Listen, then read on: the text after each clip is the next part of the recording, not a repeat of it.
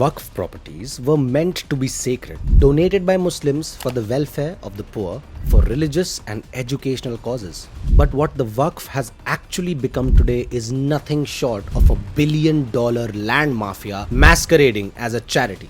With over 9.4 lakh acres under their name, Waqf boards are now the third largest landowners in India, just behind the railways and defense. But unlike those institutions, Waqf is not about nation building. It has become about self-enrichment, deception, and unchecked power. This is not just mismanagement, mind you. It is systemic loot, enabled for decades by a political class too obsessed with Muslim vote bank appeasement to ever call it out. The Congress and its ecosystem used Waqf as a tool to signal support to the Muslim community while doing absolutely nothing to reform it or ensure that Muslims actually benefited from it. Waqf boards have run amok with their land claims, turning into India's most aggressive land encroachers. From mosques and dargahs to mandirs, villages, railway stations, and even government buildings, nothing is spared. All it takes is a declaration. Once a Waqf, always a Waqf.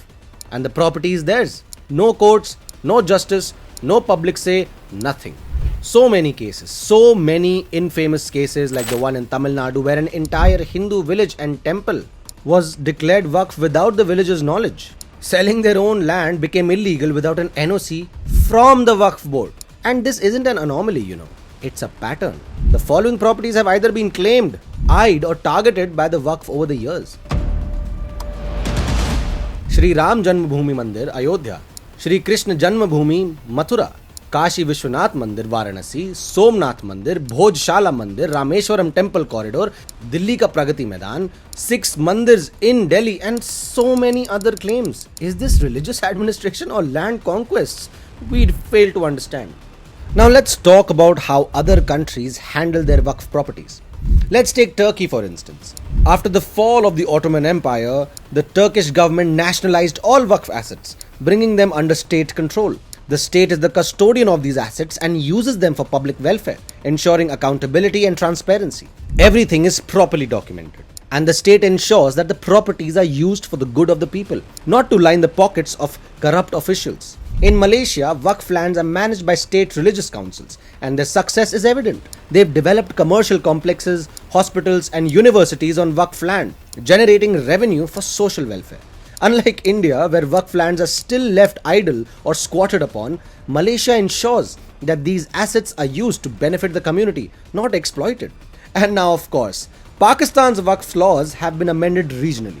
The Punjab Waqf Properties Ordinance 1979 saw minor updates for administrative efficiency, while the West Pakistan Waqf Properties Ordinance 1959 was amended in 1961 to expand state control. Bangladesh's Waqf's Ordinance 1962 has been amended multiple times. Key updates in 1988, 1998 and significantly in 2013 via the Waqf Transfer and Development of Properties Special Provisions Act, enhancing penalties and administrative powers. If Islamic countries can amend their Waqf laws to curtail Waqf board powers in order to regulate them, why is it such a problem when India does it?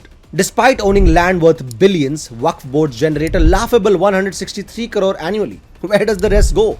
Into a black hole of corruption. Between 2001 and 2012, Waqf officials in Karnataka were accused of misappropriating rupees 2 lakh crore worth of property, land leased out for peanuts, often to insiders and political allies. And to make things worse, Waqf boards are the judge, jury, and executioner in their own matters. Once a property is claimed Waqf, it can only be contested in a Waqf tribunal, staffed by the same ecosystem of insiders. No outside scrutiny, no fair hearing, no justice. If Islamic countries can reform their Waqf systems for accountability, why is India, a secular democracy, scared to even question it? Let's be blunt. The Waqf system in India hasn't helped the Muslim community. It has exploited them. While the poor were told that these lands were for their upliftment, power brokers used them to fill their own pockets. The Congress and the opposition parties, in their obsession with performative secularism, allowed this scam to fester. This was never about religion. It was about creating a parallel state within the state, with its own land, its own laws, and zero accountability.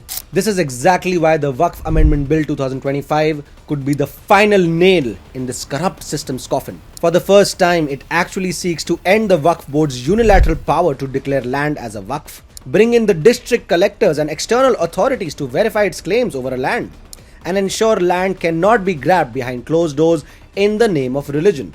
Of course, the usual suspects will oppose this. but the time for mollycoddling is over. The Waqf system is entering its final stages, not because it fulfilled its purpose, but because its abuse has become impossible to ignore. Had it not been for decades of political cowardice, this day would have come much earlier.